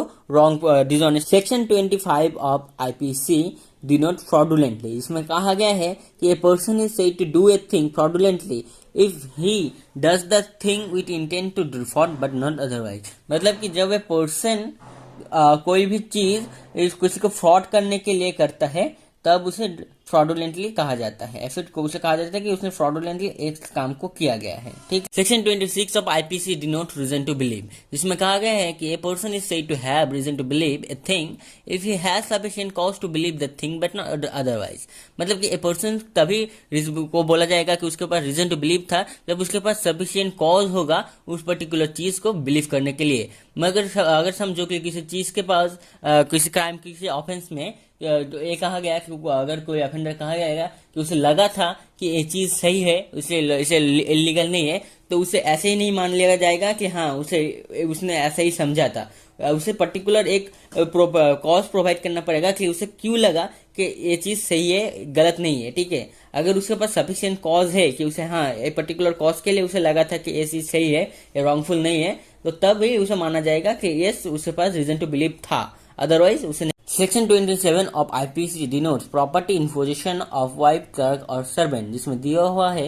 कि when property is in possession of a wife's or of a person's wife, clerk or servant on account of that person, it is in that person's possession within the meaning of this code। मतलब कि जब भी किसी भी person का wife और Clark और फिर उसका सर्वेंट के पास प्रॉपर्टी है उस पर्टिकुलर पर्सन का, तब उसको उस पर्सन का ही पोजीशन के अंदर माना जाएगा उस प्रॉपर्टी को इस पर्टिकुलर कोड में, मतलब कि इस आईपीसी में। फॉर एग्जाम्पल इसे समझते हैं कि सपोज किसी पर्सन है और उसका प्रॉपर्टी उसके सर्वेंट के नाम पे है, ठीक है, लेकिन अगर उसके प्रॉपर्टी में कुछ भी होता है तो माना जाएगा कि सर्वेंट की प्रॉपर्टी में कुछ हुआ है, ऐसा नहीं माना जाएगा। उस पर्टिकुलर पर्सन जिसका भी वो सर्वेंट है उस पर्टिकुलर पर्सन का ही प्रॉपर्टी में कुछ हुआ है, ऐसा माना। Section 28 of IPC denote counterfeit, जिसमें दिया हुआ है कि a person is said to counterfeit who causes one thing to resemble another thing intending by means of that resemblance to practice deception और knowing it to be likely that deception will thereby be practice. तो इसमें क्या दिया है कि a person को तभी counterfeit कहा जा सकता है जब वो कोई चीज का रिजेंबल मतलब कि नकल करे इस इंटेंशन से, इस डायरेक्ट वो एक डायरेक्ट इंटेंशन हो सकता है कि किसी को धोखा देना, या फिर डायरेक्ट नहीं तो इनडायरेक्ट हो भी सकता है कि चाहे वो ऐसा नकल तो कर रहा है लेकिन उससे डायरेक्ट इंटेंशन नहीं था किसी को धोखा देना, लेकिन वो जानता था कि इससे किसी के साथ धोखा हो सकता है। अगर ऐसा कुछ होगा तो उसे तब काउंटरफेट कहा जाएगा। ठीक है, तो इसमें एक चीज एक्सप्लेनेशन में है कि जो नकल होगा, जो रिजेंबल होगा, जो इमिटेशन होगा, वो एकदम एक्यूरेट नहीं होना चाहिए। अगर आप सपोज आपने एक रुपये का 1000 रुपये का एक नकल किया, एक और 1000 रुपये बनाया उसका नकल 1000, ठीक है, तो ऐसा नहीं कि एकदम एग्जैक्ट होना चाहिए। ठीक है, अगर आप थोड़ा सा भी नकल करने का कोशिश करेंगे लेकिन आपकी इंटेंशन किसी को धोखा देना या फिर उससे वजह से किसी के साथ धोखा होना, ऐसा इंटेंशन आपका है, तो आप लाइकली आपको काउंटरफेट कहा जाए। Section 29 of IPC denotes document, जिसमें दिया हुआ है कि the word document denotes any matter expressed or described upon any substance by means of letters, figures or marks or by more than one of those means intended to be used or which may be used as evidence of that matter। मतलब कि IPC में document word से किसको समझा जाता है, किसी भी चाहे लेटर हो, चाहे वो फिगर हो, चाहे वो किसी मार्क्स पे हो, और एक्सप्रेस जो मैटर होगा, ठीक है, उस सब्सटेंस को ही डॉक्यूमेंट माना जाएगा। और उस सब्सटेंस का चाहे वो एज ए एविडेंस यूज हुआ हो या फिर ऐसा है कि उसे बाद में एज ए एविडेंस यूज कर सकते हैं, ऐसा कुछ भी हो तो उसे डॉक्यूमेंट माना जाएगा। एक एग्जाम्पल लेते हैं कि सपोज एक चेक है, ठीक है, जो चेक बाउंस का केस है, तो उस चेक बाउंस का केस में क्या है, वो जो बाउंस चेक है वो ही एज ए एविडेंस यूज होगा। तो चेक में क्या होता है, सिर्फ फिगर्स होता है ना, तो तब वो जो चेक है तो एज ए एविडेंस यूज होता है, तो इसलिए उस चेक को इस पर्टिकुलर केस में एज ए डॉक्यूमेंट कहा जाएगा। ठीक है, सपोज उस तरह से ही पावर ऑफ जो अटॉर्नी है उसे भी एक डॉक्यूमेंट कहा जाएगा, जिसमें सिर्फ क्या होता है, सिर्फ लेटर्स होता है, लेकिन उसे डॉक्यूमेंट क्यों कहा जाएगा, किसी बाद में अगर कुछ भी केस हो कि उसके पास ऐसा पावर नहीं है तो वो उस पावर ऑफ अटॉर्नी को एज ए एविडेंस शो कर सकता है कि उसे पावर दिया हुआ है ऐसा करने के लिए। तो हालांकि वो अभी यूज नहीं हुआ एज ए एविडेंस, लेकिन बाद में हो सकता है, इसीलिए उसे एज ए डॉक्यूमेंट स्टोर करके रख सकते हैं। सेक्शन 29A, जिसमें कि इलेक्ट्रॉनिक्स रिकॉर्ड दिया हुआ है, उसमें बोला गया है कि the word electronic record shall have the meaning assign to them in clause T of subsection 1 of section 2 of the Information Technology Act 2000। मतलब कि इंफॉर्मेशन टेक्नोलॉजी एक्ट के अंदर 2000 के अंदर जो सेक्शन 2 है और उसका जो सबसेक्शन 1 है उसके अंदर जो क्लॉज टी में दिया हुआ है इलेक्ट्रॉनिक्स रिकॉर्ड का मीनिंग, वही सेम मीनिंग आईपीसी के अंदर भी यूज होगा।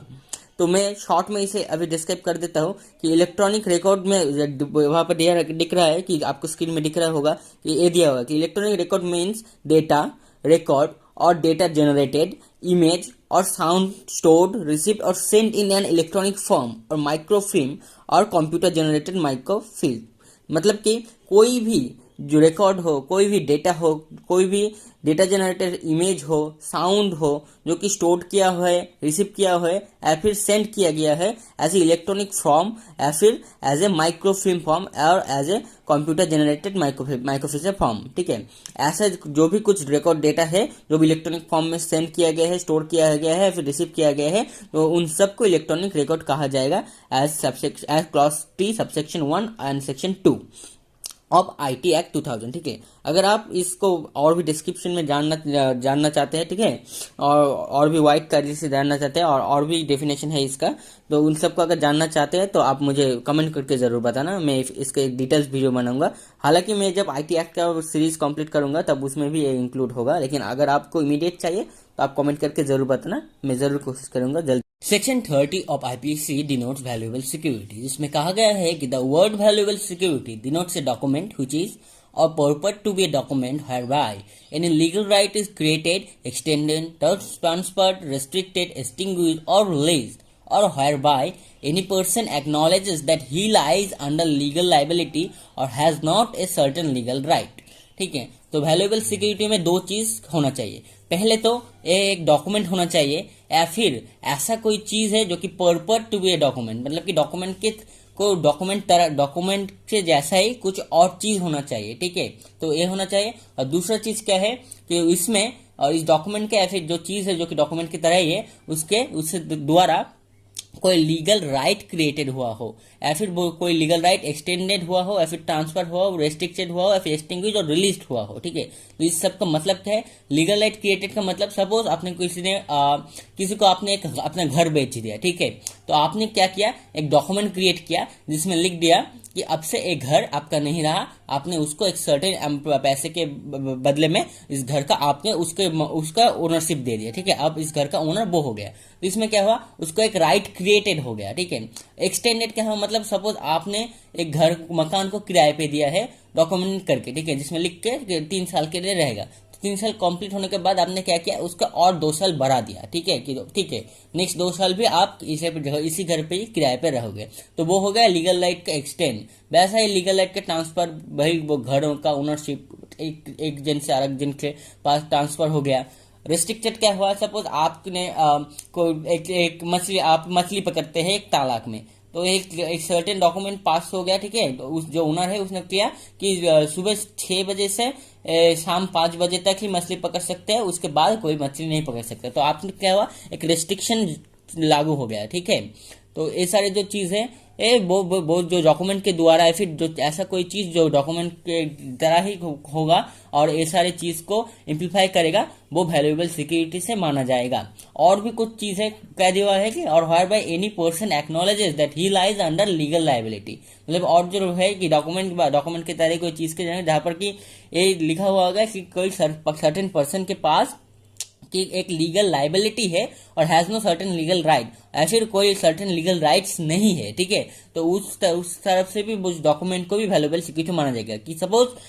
किसी के पास आपने उधार लिया, तो क्या हुआ, आपने 20,000 रुपया लिया है सपोज उधार, तो उसने एक डॉक्यूमेंट बनाया जिसमें लिखा हुआ है कि हाँ आपने उधार लिया है और आपको उधार उसको लौटाना पड़ेगा। तो उस डॉक्यूमेंट पे जो ये लिखा हुआ है, आपने स्वीकार किया कि हाँ 20,000 रुपये का लीगल लायबिलिटी आपके पास है, तो तब वो डॉक्यूमेंट वैल्यूएबल सिक्योरिटी बन जाएगा। सपोज सर्टेन लीगल राइट्स की तरफ भी है कि आपके पास कोई लीगल राइट्स था, आपने लिख के दिया ठीक है कि मैंने आज से एक घर मेरा नहीं है, तो आपने घर का ओनरशिप जो राइट्स है आपके पास उसको आपको मना कर दिया, आपने उसको कैंसिल किया। ठीक है, तो तब वो डॉक्यूमेंट बन जाएगा। Section 31 of the IPC denote A will, जिसमें दिया हुआ है कि the word a will denote any testamentary document, मतलब कि आईपीसी के अंदर जब भी ए विल लिखा होगा तब भी उससे क्या डिफाइन किया जाएगा, उससे एक टेस्टामेंटरी, चाहे फिर किसी भी तरह का टेस्टामेंटरी डॉक्यूमेंट हो उससे समझाया जाएगा। टेस्टामेंटरी डॉक्यूमेंट का आसान भाषा में हम कहें तो वो होता है वसीयतनामा,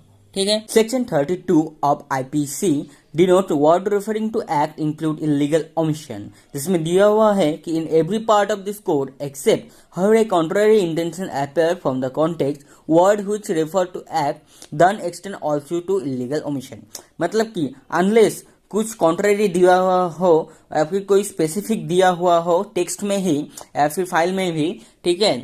अगर उसके बाद अनलेस वो हो उस केस हो तो फिर जहां पर भी इस कोड में एक्ट कहा जाएगा वहां पर ओमिशन भी समझा जाएगा। मतलब कि सपोज एक एग्जांपल लेते हैं कि कोई केस है और उसमें कहा गया है कि उसने एक एक्ट किया, मर्डर का एक्ट किया है, ठीक है,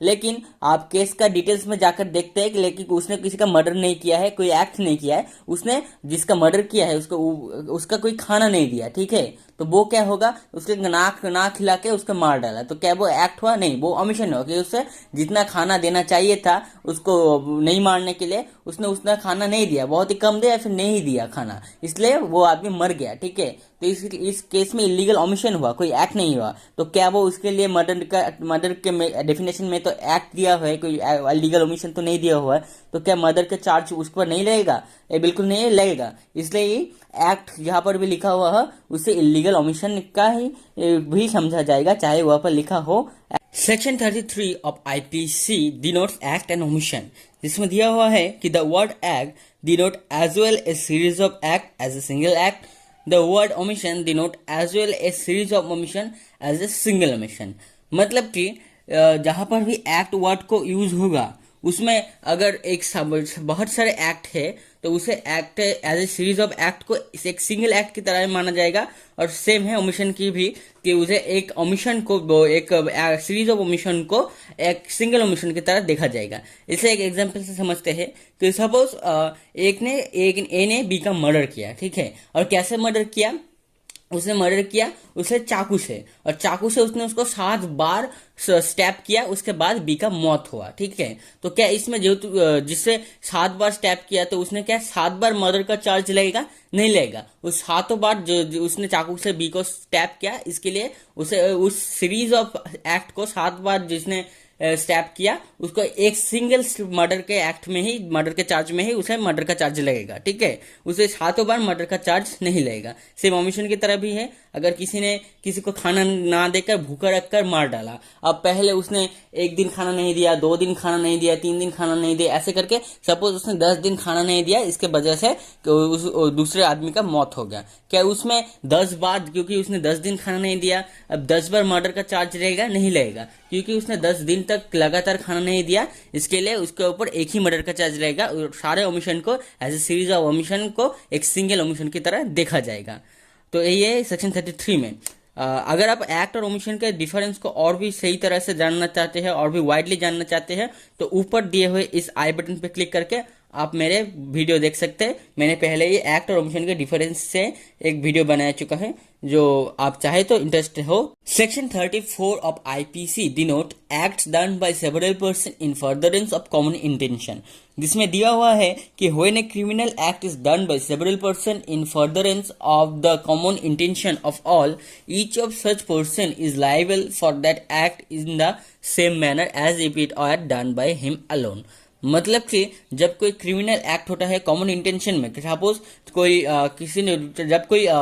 4-5 लोग, अभी उससे भी ज्यादा लोग, ठीक है, जब क्रिमिनल कुछ काम करते हैं, जब कोई क्राइम करते हैं और उसमें कॉमन इंटेंशन होता है, तब उस काम में हर एक जो व्यक्ति है जो इन्वॉल्व था उसको ऐसे वो लाइबल है, और किस तरह से लाइबल है? सेम मैनर, अगर वो काम वो अकेले करता उसी सेम मैनर में वो लाइबल होगा अगर वो जॉइंटली एक कॉमन इंटेंशन के साथ एक क्राइम करे। इसे एग्जांपल के साथ समझते हैं कि सपोज मर्डर हुआ, 4 आदमी ने मिलकर एक आदमी का मर्डर किया, ठीक है। अब 4 आदमी ने, एक ने सपोज हाथ पकड़ा,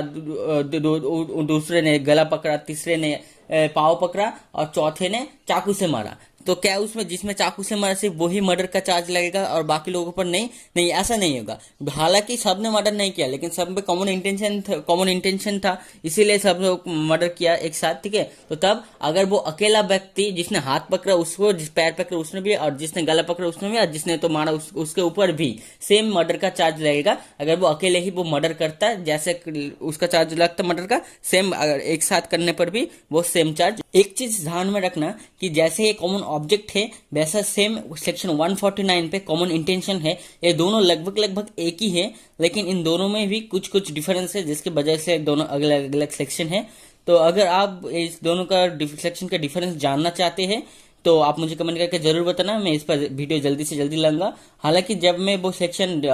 डिस्कस करूंगा बाद में, जब सेक्शन 149 का नंबर आएगा, तब मैं उसका जो बेसिक डिफरेंस है वो जरूर बता दूंगा। Section 35 of IPC denotes when such an act is criminal by reason of its being done with a criminal knowledge और इंटेंशन। जिसमें कहा गया है कि whenever an act which is criminal only by reason of its being done with a criminal knowledge or intention is done by several person. Each of such person who joins in the act with such knowledge or intention is liable for the act in the same manner as if the act were done by him alone with that knowledge or intention. मतलब क्या हुआ, जब भी एक से ज्यादा आदमी मिलकर कोई क्रिमिनल काम करते हैं, ठीक है, लेकिन जब काम करते हैं और वो जो काम कर रहे हैं वो क्रिमिनल इसलिए है क्योंकि उसका नॉलेज क्रिमिनल है। मतलब कि जो काम कर रहे हैं वो एक क्रिमिनल इंटेंशन के, वो क्राइम करने का इंटेंशन से ही वो काम कर रहे हैं। तब वो सारे जो लोग एक साथ वो काम कर रहे हैं, वो नॉलेज के साथ या फिर वो इंटेंशन के साथ, सारे वो लोग ईच पर्सन लाइबल होगा। कैसे? जैसे अगर वो अकेले वो काम करते वैसे ही वो लाइबल होगा वो उन सारे पर्सन, ठीक है। तो ये एकदम लगभग सेम ही है सेक्शन 34 की तरह। सेक्शन 34 में भी एक ही था कि जॉइंटली अगर कुछ काम करे, कुछ क्रिमिनल काम करे, तो तब भी वो ऐसे लाइबल होगा जैसे वो अकेले ही कर रहा है। मतलब कि एक 4-5 जन मिलकर अगर मर्डर करे तो वो अकेले मर्डर करने पर जो चार्ज लगता, जो पनिशमेंट होता, अगर एक साथ मिलने पर भी वो हर एक व्यक्ति को ही वो सेम पनिशमेंट मिलना चाहिए और सेम रहने से वो चार्ज उसको मिलेगा, ठीक है। सेक्शन 35 भी वही कहता है, लेकिन इसमें क्या है, इसमें जो व्यक्ति जो जॉइंट है उसमें सिर्फ उसी व्यक्ति को ही ऐसा सजा मिलेगा जिसके इंटेंशन ही क्रिमिनल था, जिसके पास क्रिमिनल नॉलेज था। जिसके पास इंटेंशन क्रिमिनल नहीं था वो इस सेक्शन 35 के अंदर फॉल नहीं करेगा। मतलब सपोज सेक्शन 34 का जो मैंने एग्जांपल दिया, तो आपको पता है कि मर्डर किया है 4-5 जन ने एक साथ, तो वो सारे लोग मर्डर के चार्ज में इन्वॉल्व होंगे, मर्डर का चार्ज उसके ऊपर फॉल करेगा, उसको पनिशमेंट भी मिलेगा। ऐसे कि जैसे वो एक जन मर्डर अगर करते जाते तो जैसे उसे पनिशमेंट मिलता वैसे ही। लेकिन सेक्शन 35 का कहते हैं अगर किसी के पास अगर इंटेंशन नहीं था क्रिमिनल तो उसे पनिशमेंट नहीं मिलेगा, लेकिन अगर था इंटेंशन तो उन सारे व्यक्ति को पनिशमेंट मिलेगा जैसे वो अकेले करते वो काम। तो एक एग्जांपल लेते हैं कि सपोज 4-5 जन मिलके एक मर्डर का 4 जन मिलके एक मर्डर का प्लान किया, ठीक है, लेकिन व्यक्ति था 5 जन। लेकिन 5 जन कैसे आया कि सपोज 4 जन एक घर में गए टैक्सी करके, ठीक है, टैक्सी वालों को कुछ पता नहीं था, तो उसने गया एक घर में किसका उसका मर्डर किया, फिर वापस आया, टैक्सी में बैठा और टैक्सी वाला उसको लेके फिर से उन लोगों के घर घर पहुंचा दिया। टैक्सी वाले का कोई नॉलेज नहीं था कि मर्डर हो रहा है और वो भी इन्वॉल्व है। तो तब क्या हुआ, क्योंकि टैक्सी वाला का कोई इंटेंशन नहीं था क्रिमिनल, उसका कोई क्रिमिनल नॉलेज उसको नहीं था कि ऐसा मर्डर हो रहा है, तो वो सेक्शन 35 के अंदर फॉल नहीं करेगा, उसके ऊपर मर्डर का चार्ज नहीं लगेगा। लेकिन बाकी जो 4 जन है जिन लोगों ने मर्डर किया, जिसके क्रिमिनल इंटेंशन था, जिसका इंटेंशन ही था मर्डर करने का, उन लोगों के ऊपर मर्डर का चार्ज फॉल करेगा। और वो भी ऐसे फॉल करेगा अगर वो सिंगल जाके मर्डर करते वैसे ही। I hope section 36 of IPC denotes effect caused partly by act and partly by omission, जिस पर दिया हुआ है कि whenever the causing of a certain effect or an attempt to cause that effect by an act or by an omission is an offense, it is to be understood that the causing of that effect partly by an act and partly by an omission is the same offense। मतलब कि अगर IPC में कभी भी दिया हुआ है, कुछ भी क्राइम दिया हुआ है जिसपे कोई भी एक्ट या फिर कोई भी ओमिशन करके अगर वो और फिर किसी भी क्राइम का अटेम्प्ट करना फिर क्राइम को करना, ठीक है, जैसे उसका अंडरस्टूड किया जाएगा ऐसे सेम मैनर में भी उसके अगर पार्टली ओमिशन करके या फिर पार्टली एक्ट करके उस ऑफेंस को डन किया जाएगा तो उसे सेम ऑफेंस माना जाएगा। मतलब कि इसे क्लियरली समझते हैं कि सपोज किसी का मर्डर का जो चार्ज है उसमें क्या है, अगर आप एक्ट कोई भी एक्ट करके मर्डर करते हैं तो भी मर्डर का चार्ज लगेगा, कोई भी ऑमिशन करके मर्डर करते हैं तो भी मर्डर का चार्ज लगेगा। लेकिन अगर आप पार्टली एक्ट करके मर्डर करते हैं या फिर पार्टली ऑमिशन करके किसी का मर्डर करते हैं तो उस पर भी सेम चार्ज लगेगा, मतलब मर्डर का ही चार्ज लगेगा। क्योंकि अगर फुल्ली अगर ओमिशन और एक्ट करके अगर वो काम करते हैं तो भी आपके ऊपर 2 चार्ज लगेगा, पार्टली करके भी आपके ऊपर सेम। इसे एक एग्जाम्पल से समझते हैं कि सपोज ए है और जेड है, ठीक है। तो ए ने जेड को मार डाला इंटेंशनली। कैसे मारा? Partly bye omitting give food and partly bye beating, ठीक है। तो कैसे मारा उसने? सपोज उसने 4-5 दिन तक जेड को खाना नहीं दिया जो उसे देना चाहिए था, ठीक है। अब जब खाना ना देने के वजह से क्या हुआ कि वो भूखा रह के बहुत ही वीक हो गया, फिर उसने पिटाई किया जिससे उसका मौत हो गया। तो अब क्या होगा, क्योंकि उससे इतना भी खाना भूखा नहीं रखा कि भूख से मर जाए, लेकिन उसने उसको पिटाई किया, लेकिन इतना भी पिटाई नहीं किया कि जिससे एक नॉर्मल बंदे को अगर जितना पिटाई करके उसे मर जाना चाहिए उतना भी पिटाई नहीं किया कि उसे मर जाना चाहिए। तो क्या होगा, उसने ना ही वो भूख से मरा ना ही वो पिटाई से मरा, तो क्या होगा? क्या एक के ऊपर मर्डर का चार्ज नहीं लगेगा? नहीं, वो नहीं होगा, एक के ऊपर भी मर्डर का चार्ज लगेगा। क्योंकि उसने दोनों ही काम किया। क्योंकि पहले उसने भूखा रखा जिससे वो वीक हो गया जेड, और फिर उसका पिटाई किया जैसे उसका मर्डर किया है। तो इसमें पार्टली ओमिशन है और पार्टली एक्ट है, और जिसके वजह से उसका मौत हो गया तो उसके ऊपर मर्डर का charge. Section 37 of IPC denote cooperation by doing one of several act constituting an offense। इसमें दिया हुआ है कि when an offense is committed by means of several acts, whoever intentionally cooperate in the commission of that offense by doing any one of those acts either singly or jointly with any other person commit that offense। मतलब कि जब भी कोई offence commit किया जाता है, ठीक है, जिसमें सेवरल एक्ट शामिल है, मतलब कि सिर्फ गया एक चाकू से एक मर्डर की ऐसा कोई बात नहीं, सेवरल एक्ट होता है, उन सारे एक्ट मिलकर एक क्राइम को, एक ऑफेंस को कमिट किया जाता है। तो तब उन सेवरल ऑफेंस में अगर कोई एक सिंगली मतलब खुद से या फिर ज्वाइंटली पर किसी और के साथ और लोगों के साथ मिलकर उन एक्ट्स में कोई भी एक एक्ट और मल्टीपल एक्ट्स अगर करे तो वो भी उस क्राइम का लाइबिलिटी उसमें बन जाएगा, वो भी उस क्राइम के लिए लाइबल होगा, ठीक है। मतलब उसे वो क्राइम ऑफेंस उसने कमिट किया है उसे मान लिया जाएगा। तो इसे एक इलस्ट्रेशन से समझते हैं। सपोज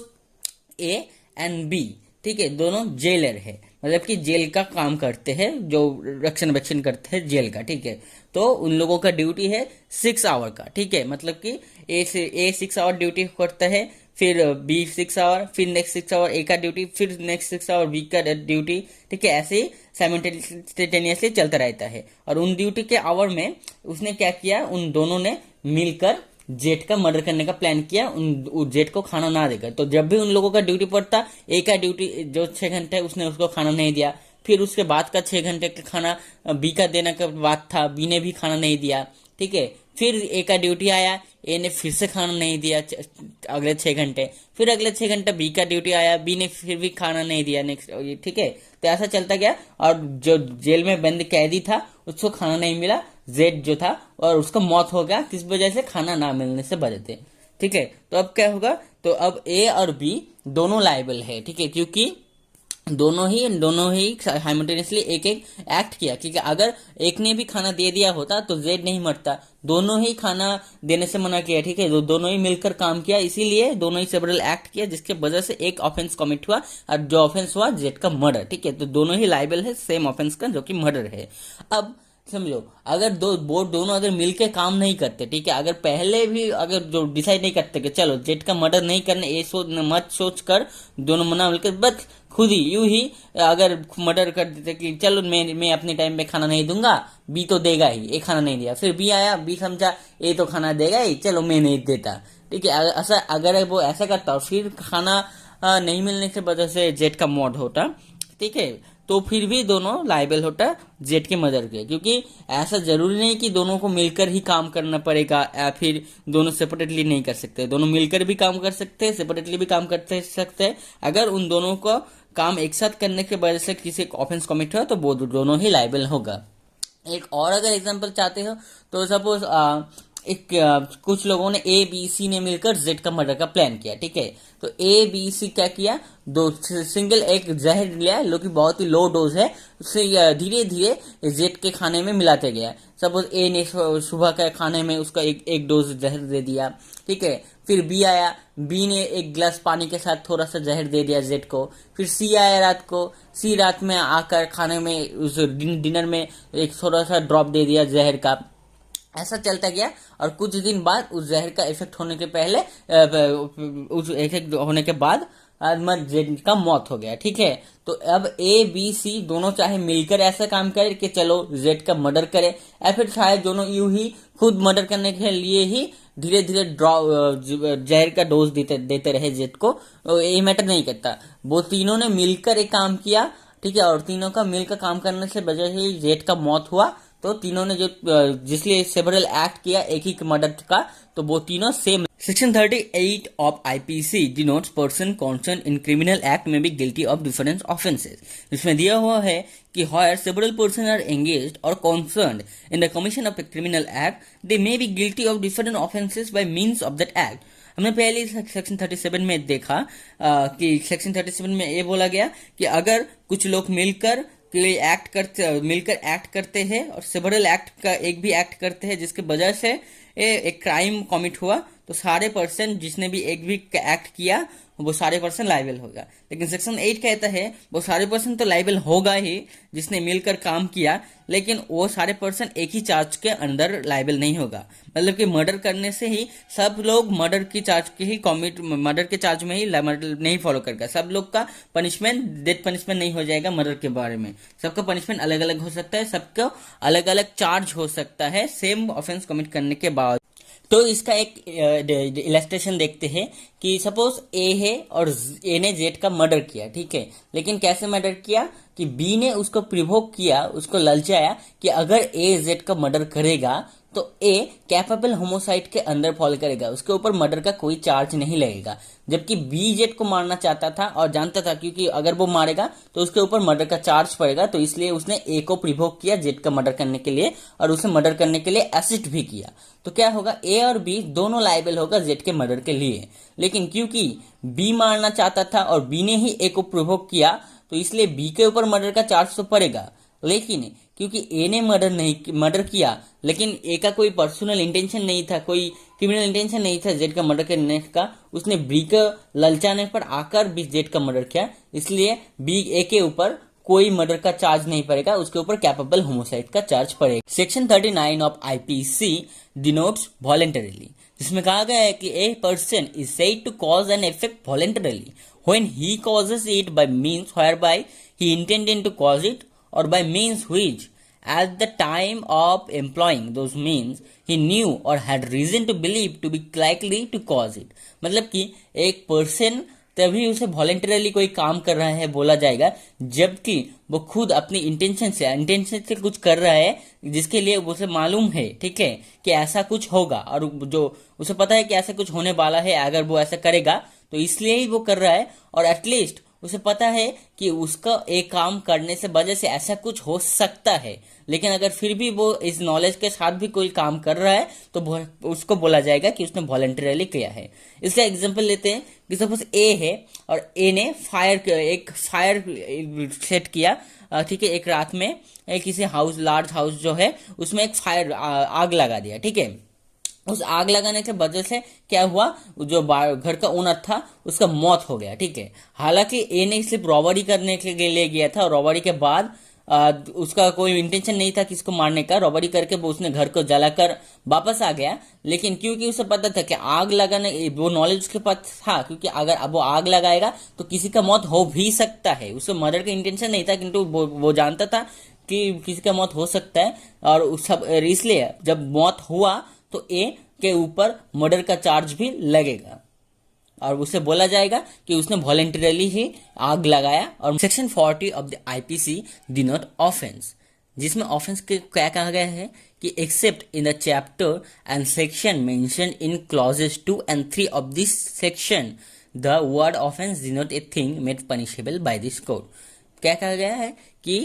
एक्सेप्ट क्लॉज 2 और 3 को छोड़कर इस सेक्शन का मतलब कि सेक्शन 40 का ही क्लॉज 2 और क्लॉज 3 को छोड़कर बाकी कहाँ पर भी इस पूरे कोड, पूरे आईपीसी में जहां पर भी ऑफेंस कहा जाएगा, उस ऑफेंस के द्वारा क्या समझा जाएगा कि कुछ भी जो भी पनिशेबल है, ठीक है, तो उसे ही ऑफेंस समझा जाएगा। तो चलिए अब क्लॉज 2 और क्लॉज 3 में क्या दिया गया है। क्लॉज 2 में दिया गया है कि in chapter 4, chapter 5A and in the following section namely,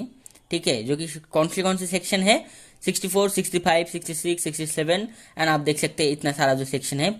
ठीक है, मैं नहीं बोल रहा हूँ, आप देख सकते हैं स्क्रीन पे। तो इन सारे सेक्शन और चैप्टर 4 और चैप्टर 5A, इन सबको जो सेक्शन है उसमें the word offence denote a thing punishable under this code और अंडर एनी स्पेशल और लोकल लॉ एज हेयरइनआफ्टर डिफाइंड। मतलब कि चैप्टर 4, चैप्टर 5A और जो सेक्शन आप देख रहे हैं स्क्रीन पे, ठीक है, जो कि क्लॉज 2 पे मेंशन है, उन सारे पे सेक्शन पे और चैप्टर पे ऑफेंस के मतलब से वो उन सारी चीजों को समझा जाएगा जो भी पनिशेबल है इस कोड के अंदर और अंडर एनी स्पेशल और लोकल लॉ, ठीक है। तो पहले हमने क्या समझा कि पहले दिया गया कि सेक्शन क्लॉजेस 2 और क्लॉजेस 3 में छोड़कर अगर बाकी जो पूरे सेक्शन में जो भी पनिशेबल है वो सारे चीज ऑफेंस कहा जाएगा। फिर क्लॉज 2 में किया गया कि चैप्टर 4 और चैप्टर 5A और बाकी जो सेक्शन है जो भी मेंशन है यहाँ पर, उस सब में ऑफेंस के मतलब से जो भी पनिशेबल है इस कोड के अंदर हो, चाहे वो स्पेशल लॉ हो और चाहे वो लोकल लॉ हो, जहां पर भी वो पनिशेबल है तो उसे एक ऑफेंस कहा जाएगा। फिर क्लॉज 3 में कहा जा रहा है कि एंड इन सेक्शन 141, 176, 177, 201, 202, 212, 216 एंड 441, ठीक है, इन सारे सेक्शन में the word offence has the same meaning when the thing punishable under this code, special और local law, is punishable under such law with imprisonment for a term of 6 months or upward whether with or without fine। मतलब कि section clause 3 कहता है कि जो सारे section 141, 176, 177, 201 ये सारे जो सेक्शन है जो भी क्लॉज 3 में मेंशन है, उसमें ऑफेंस वर्ड के द्वारा वो सेम मीनिंग ही समझाया जाता है कि जो भी चीज पनिशेबल है, चाहे वो आईपीसी के अंदर हो, कोई भी स्पेशल और लोकल लॉ में हो, जो भी पनिशेबल है उसे ही समझा जाएगा ऑफेंस वर्ड के द्वारा। लेकिन तभी समझा जाएगा जब उसे उस क्राइम के लिए क्या पनिशमेंट है 6 मंथ या फिर उससे ज्यादा का इम्प्रिजनमेंट, मतलब कि 6 मंथ और उससे ज्यादा का जेल का पनिशमेंट है विथ और विदाउट फाइन और फाइन के बिना, ठीक है, तभी उन चीजों को ऑफेंस कहा जाएगा क्लॉज 3 के अंदर। अगर 6 मंथ का पनिशमेंट नहीं है और फिर उससे कम है तो फिर भी उसे ऑफेंस नहीं माना जाएगा as per clause section 41 of IPC denote special law, जिसमें कहा गया है कि special law is a law applicable to a particular subject. मतलब कि स्पेशल लॉ सिर्फ उन लॉ को ही कहा जाएगा जो कि सिर्फ एक पर्टिकुलर सब्जेक्ट, मतलब कि पर्टिकुलर ग्रुप के ऊपर अप्लाई होता है। Section 42 of IPC denotes local law, जिसमें कहा गया है कि ये local law is a law applicable only to a particular part of India. मतलब कि उन लॉ को लोकल लॉ कहा जाएगा जिन लॉ इंडिया के सिर्फ कोई पर्टिकुलर स्पेसिफिक एरिया में ही अप्लाई होता है, उससे बाहर अप्लाई नहीं होता, तो उसे कहा जाएगा लोकल लॉ। फिर आता है सेक्शन 43। सेक्शन 43 डिनोट्स इलीगल और लीगली बाउंड टू डू, जिसमें कहा गया है the word illegal is applicable to everything which is an offense or which is prohibited by law or which furnishes ground for a civil action and a person is said to be legally bound to do whatever it is illegal in him to। मतलब कि अगर कुछ भी एक offence है और कुछ भी लॉ के द्वारा प्रोहिबिटेड किया हुआ है कि आपको नहीं करना चाहिए, और कुछ भी ऐसा कुछ जो कि सिविल एक्शन के लिए ग्राउंड फर्निश कर देता है, मतलब कि एक डोर ओपन कर लेता है सिविल एक्शन के लिए जिसके अगेंस्ट आप सिविल एक्शन ले सकते हैं, तो उन सबको इलीगल कहा जाएगा। एंड फिर इलीगल बाउंड किसको कहा जाएगा? एक person is sorry legally bound, a person is said to be legally bound कब? जबकि लॉ में दिया हुआ है जो जे इसको ओमिट करना उसके द्वारा इलीगल होगा, मतलब कि लॉ में दिया हुआ है अगर वो नहीं करेगा तो इसे इलीगल माना जाएगा, तब उसे लीगली बाउंड कहा जाता है उस person. Section 44 of IPC denote injury. The word injury denotes any harm, whatever illegally caused to any person in body, mind, reputation or property। मतलब कि the word injury के द्वारा आईपीसी में जब भी कोई इलीगली कोई पर्सन का हार्म होता है, ठीक है, चाहे वो बॉडी में हो, चाहे वो उसके माइंड में हो, और चाहे वो उसके रेपुटेशन में हो या फिर उसके प्रॉपर्टी में हो, जब भी इलीगली हार्म होता है ये सारे चीज का, तो उसे उस पर्सन का इंजुरी कहा जाता है। Section 45 of IPC denote life, जिसमें कहा गया है कि the word life denotes the life of a human being unless the contrary appears from the context. मतलब कि आईपीसी के अंदर जब भी लाइफ वर्ड को कहा जाएगा तब लाइफ के वर्ड के द्वारा कोई ह्यूमन बीइंग का ही लाइफ को समझा जाएगा, कोई एनिमल या फिर किसी और का लाइफ को समझा नहीं जाएगा अनलेस कोई कॉन्ट्ररी ही दिया हुआ हो टेक्स्ट में, ठीक है। अगर स्पेसिफिकली बोला ना गया हो कि किसी एनिमल का डेथ, किसी इंसेक्ट का डेथ, ठीक है, अदरवाइज लाइफ मतलब ह्यूमन बीइंग का ही डेथ को समझा जाएगा, लाइफ मतलब ह्यूमन बीइंग का लाइफ का ही समझा जाएगा।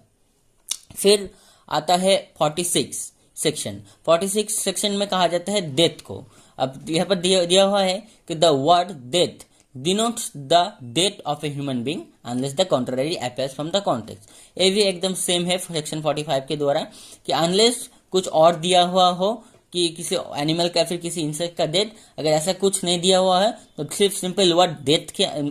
वर्ड से ही आईपीसी में सिर्फ ह्यूमन बीइंग का ही डेथ को समझा जाएगा और किसी एनिमल का व किसी और का डेथ नहीं। Section 45 of IPC denote animal, जिसमें कहा गया है कि the word animal denotes any living creature other than human being. मतलब कि द वर्ड एनिमल के द्वारा आईपीसी में कोई भी क्रिएचर, लिविंग क्रिएचर को समझाया जाएगा ह्यूमन बीइंग को छोड़कर।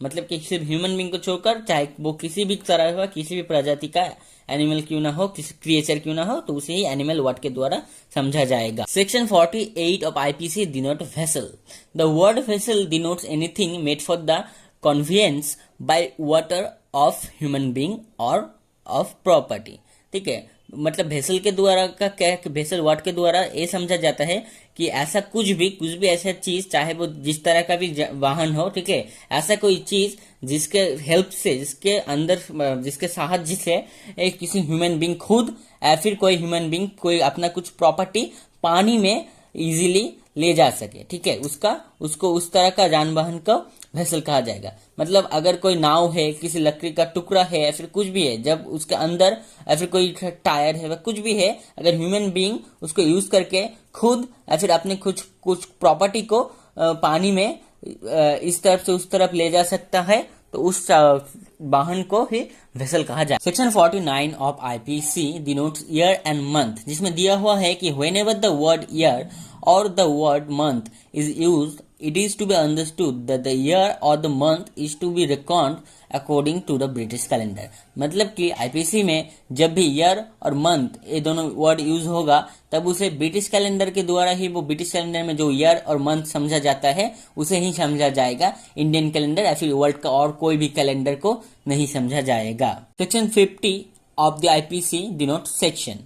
जिसका मतलब है the word section denote one of those proportion of a chapter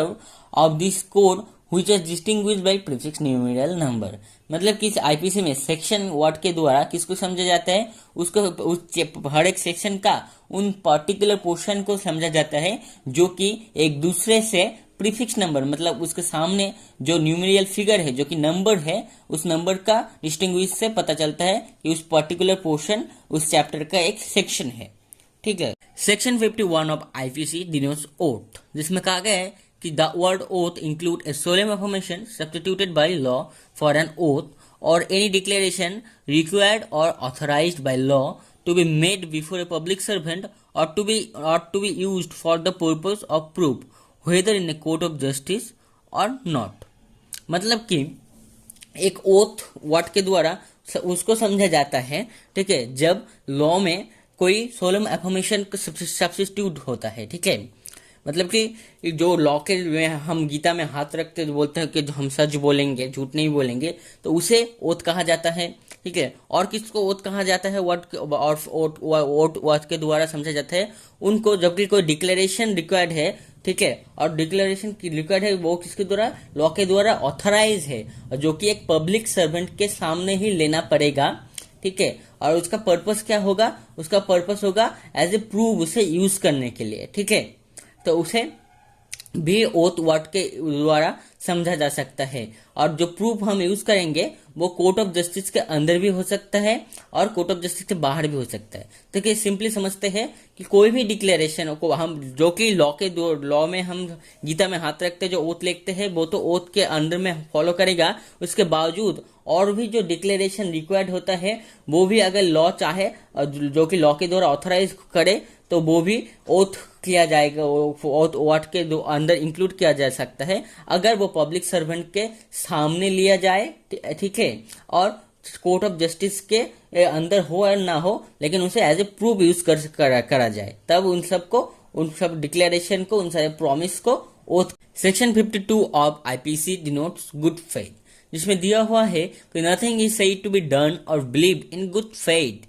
which is done or believed without due care and attention, ठीक है। मतलब कि जब कोई भी चीज, ठीक है, प्रॉपर केयर, ड्यू केयर और अटेंशन के साथ नहीं किया जाता है, तब उसे, चाहे वो कुछ भी हो, तो उसे गुड फेथ में किया गया है या फिर गुड फेथ में बिलीव किया गया है, ऐसा नहीं कर सकते जब तक कि उसे ड्यू केयर के साथ, प्रॉपर केयर के साथ या फिर प्रॉपर अटेंशन के साथ नहीं किया गया हो। तो section 52A of IPC denote harbour, जिसमें कहा गया है कि except in section 157 and in section 130 in the case in which the harbour is given by the wife or husband of the person harbored, ठीक है। मतलब कि एक्सेप्ट सेक्शन 157 एंड 130 जो आईपीसी का है उसे छोड़कर, जहां पर क्या है, जहां पर जो हर्बर्ड पर्सन है, ठीक है, उसका हर्बर कौन करता है, उसका वाइफ और फिर हस्बैंड के द्वारा उसका हर्बर हो रहा है, सिर्फ उन केस को छोड़कर the word harbour include, the word harbour को किसको समझा जाता है, जब the supplying a person with shelter, food, drink, money, clothes, arm, ammunition or means of conveyance, or the assisting a person by any means, whether of the same kind as those enumerated in this section or not, to evade apprehension। मतलब कि section 157 और 130 को छोड़कर जहां पर हर्बर्ड किया गया person जो है, उसके हर्बर्ड कौन कर रहा है, उसका वाइफ और फिर हस्बैंड, सिर्फ उन केस को छोड़कर हर्बर्ड वर्ड के द्वारा क्या समझा जाता है, जब कोई पर्सन उल्टा कोई पर्सन का क्या कर रहा है, उसको शेल्टर दे रहा है, उसको फूड दे रहा है, उसका ड्रिंक को इंतजाम कर रहा है, उसको मनी प्रोवाइड कर रहा है, क्लॉथ प्रोवाइड कर रहा है, आर्म्स प्रोवाइड कर रहा है, एमुनिशन प्रोवाइड कर रहा है, मतलब कि बारूद प्रोवाइड कर रहा है, ठीक है। और कि मीन्स ऑफ कन्वेंस प्रोवाइड कर रहा है, मतलब कि यातायात का जब जानवाहन है, ठीक है, चाहे वो गाड़ी हो, चाहे वो नाव हो, चाहे वो हेलीकॉप्टर हो, प्लेन हो, कुछ भी हो, जो जिससे भी यातायात कर सके, ऐसा कुछ भी हो वो प्रोवाइड कर रहा है। और क्या कर रहा है, और the assisting of a person, ठीक है, बाय एनी मीन्स, मतलब कि और किसी भी अलग तरह से उसे असिस्ट कर रहा है, whether of the same kind as those enumerated in this section or not, मतलब कि इन सेक्शन में जो भी अब तक बोला गया है उसके अंदर और भी कुछ कर रहा है, और भी कुछ प्रोवाइड कर रहा है, या फिर उससे बाहर जो भी दिया इस पर सेक्शन में नहीं दिया हुआ है, ऐसा कुछ देकर प्रोवाइड कर रहा है, तो कुछ भी जाए प्रोवाइड करे। अगर उसे एप्रीहेंशन के, इविड एप्रीहेंशन के लिए, मतलब कि उसे भगाने के लिए, फिर उसे प्रोटेक्ट करने के लिए कुछ प्रोवाइड कर रहा है, तो उसे हर्बर कहा जाएगा उस पर। So that's it for today guys. Video अच्छा लगा तो लाइक कर देना, नहीं अच्छा लगा तो डिसलाइक कर देना। ऐसे वीडियो और देखना चाहते हो तो चैनल को सब्सक्राइब कर बेल आइकन जरूर दबा देना, और वीडियो हेल्पफुल लगा तो शेयर करना बिल्कुल मत भूलना। और आपका कोई वीडियो और चैनल से रिलेटेड कोई सजेशन हो या फिर आपका कोई प्रॉब्लम और डाउट नीचे कमेंट करना बिल्कुल मत भूलना। Thanks for watching. Ratnadeep Das signing off.